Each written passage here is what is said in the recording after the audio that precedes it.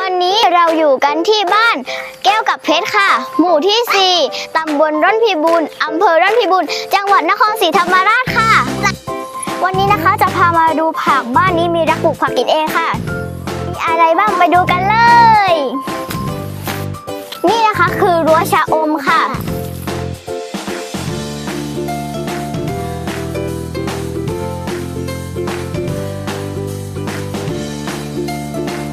นี่คือฝรั่งปลูกเซมในสวนปาล์มคือผักหวานค่ะตรงนี้มีสาระแหน่โหระพาและผักแพรวค่ะคือฮันวินค่ะมีฮ่องเต้ด้วยผักบุ้งก็มี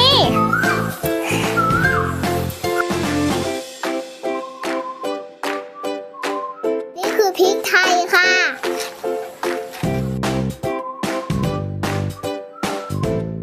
นี่คือใบยี่หร่าค่ะ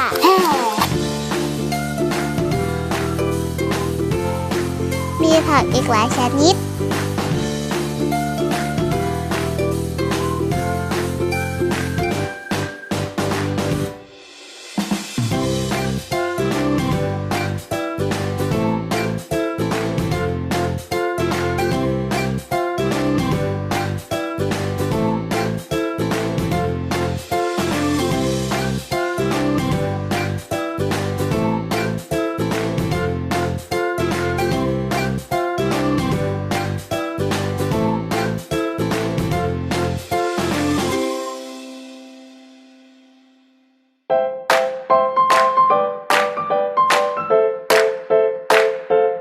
กินผักดีมีประโยชน์